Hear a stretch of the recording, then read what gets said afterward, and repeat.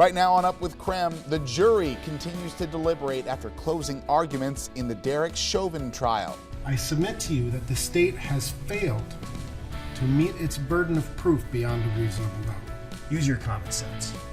Believe your eyes. What you saw, you saw. This morning, we learned what the possible outcomes are for the former officer charged in George Floyd's death. As the nation awaits a decision on the trial, I've talked with a local professor here at Eastern Washington University with a speaker series, Challenging Racism. Sunny and warm today and tomorrow, but as we get into Thursday, there's a chance of some scattered storms, and by this weekend, some much-needed rain returns to the forecast. Phase 3 allowed Washington businesses to reopen at a much larger capacity. This morning, we talked with the Spokane Hospitality Coalition about the importance for workers getting the vaccine, plus how they plan to keep Spokane County open. Up with KREM starts right now with Joshua Robinson, Jeremy Legoo, and Dana Marie McNichol.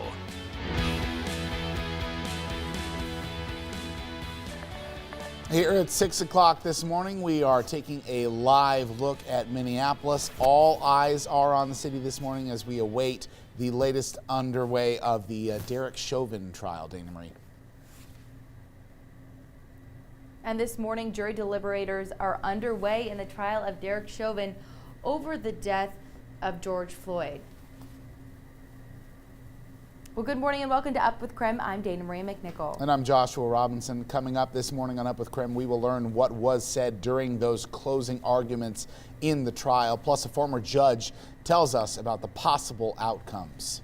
But first, we do want to get a look outside. Jeremy Legoo is going to tell us exactly what we can expect. I know we see some sunshine later today, which makes me so excited. It's officially spring.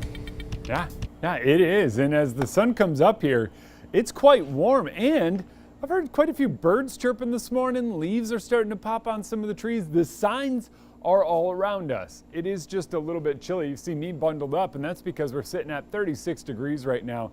But I really think by the 8 o'clock hour, I'm going to be ditching the coat because temperatures should rise rather quickly once the sun does come up. We're down to 30 in Coeur d'Alene, 27 up in Sandpoint, and down in the central portion of the state, we do have a few cold spots now that we're getting to that coldest hour of the day.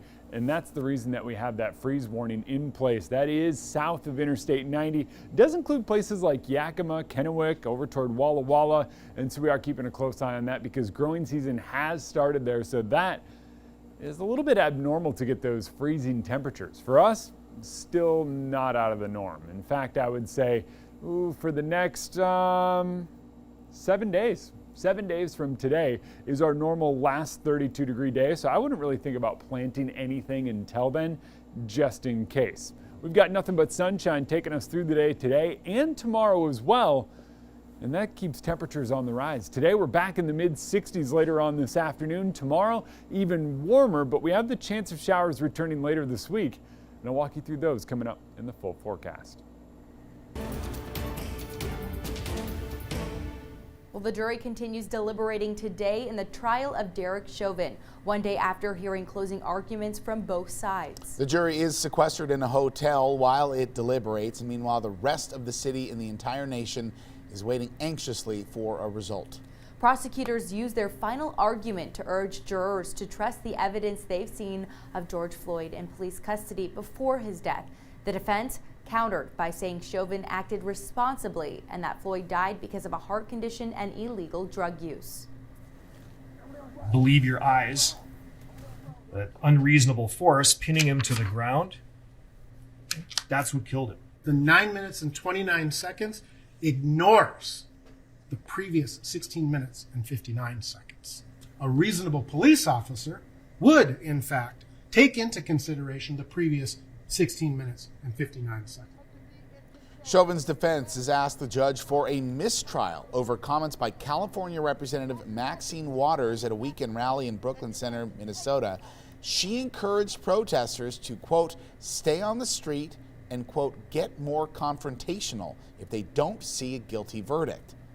The defense argued that there were comments, threats against the sanctity of the jury process. The judge denied the motion for a mistrial, but conceded her comments could be grounds for an appeal. While the country is waiting for the decision on the Chauvin trial, race and how it impacts America has been underneath a magnifying glass. And change begins when genuine conversations take place. And that's what Eastern Washington University hopes to accomplish with a new speaker series. KREM 2's Brandon T. Jones is standing by with some of those details. Good morning, Brandon. Joshua, I think last year we had a lot of uncomfortable moments in our country, but that's also where growth comes, and from the most change occurs during those moments of uncomfort. Last summer, I witnessed thousands of people march through Spokane.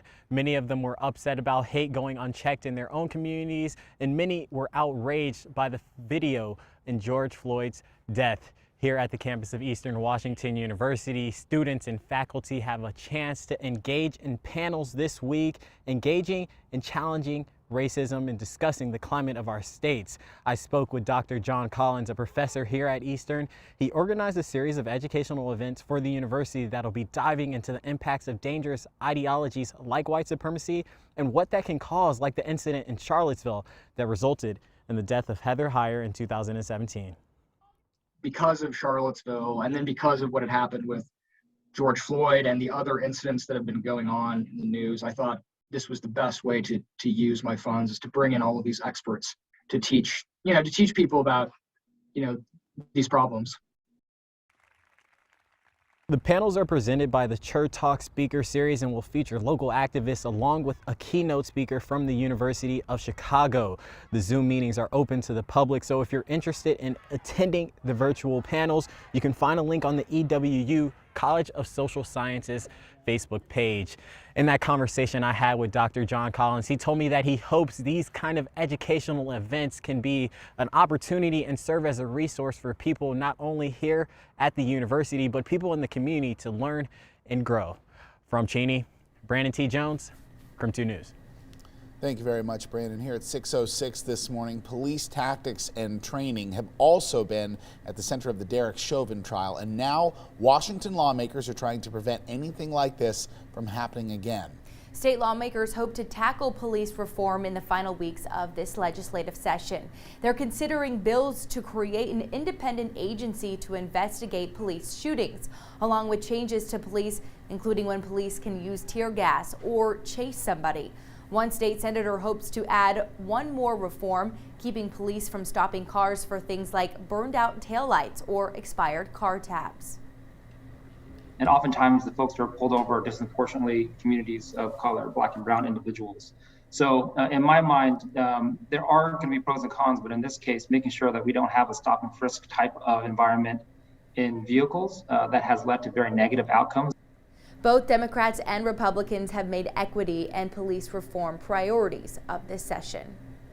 And coming up after Up with KREM, CBS This Morning does sit down with outgoing executive director of the Washington State Criminal Justice Training Commission. He talked with Sue Rahr about the approach that's teaching recruits that sometimes their best step forward could be taking 2 steps back. Meanwhile, Derek Chauvin is facing 3 charges for the death of George Floyd. That's second-degree murder, third-degree murder, and second-degree manslaughter. Our sister station in Minneapolis talked to a former judge about the charges he faces. Here are the possible outcomes. In order to convict Derek Chauvin of second-degree unintentional murder, also known as felony murder, prosecutors need to prove several elements of the crime beyond a reasonable doubt.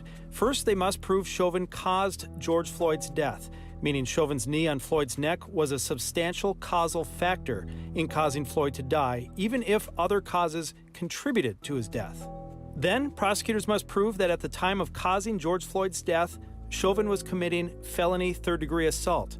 That would mean Chauvin intentionally applied force to Floyd without his consent, and that this physical act resulted in bodily harm. They don't have to prove that Chauvin intended to cause bodily harm.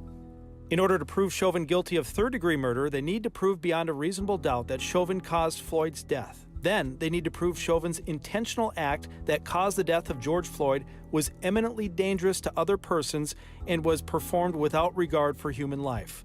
They don't have to prove Chauvin intended to kill Floyd, but they must prove that he acted in a reckless or wanton manner with the knowledge that someone may be killed and with a heedless disregard of that happening. In order to prove second-degree manslaughter, prosecutors must prove Chauvin caused Floyd's death by culpable negligence. That's a phrase jurors will hear a lot. It means intentional conduct that Chauvin may not have meant to be harmful, but that a reasonable person would recognize as involving a strong probability of injury to others. They'll need to prove Chauvin created an unreasonable risk and consciously took a chance of causing death or great bodily harm.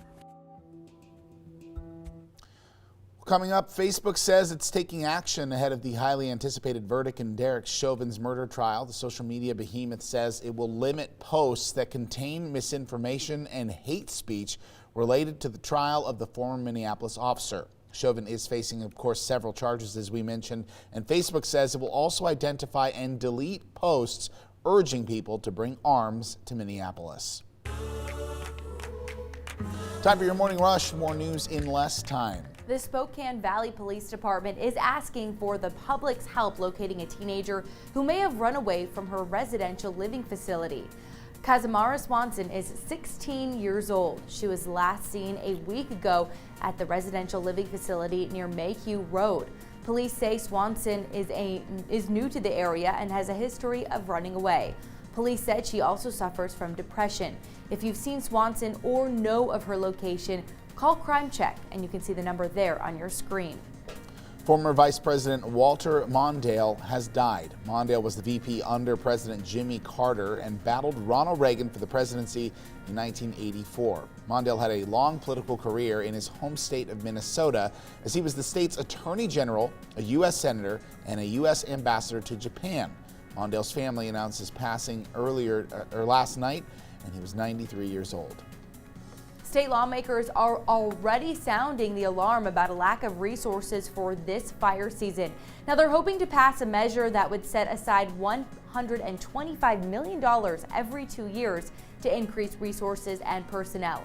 Representative Larry Springer of Kirkland is one of its supporters and says in the 1990s, about 80,000 acres burned every year in our state. Last year, it was 10 times that amount.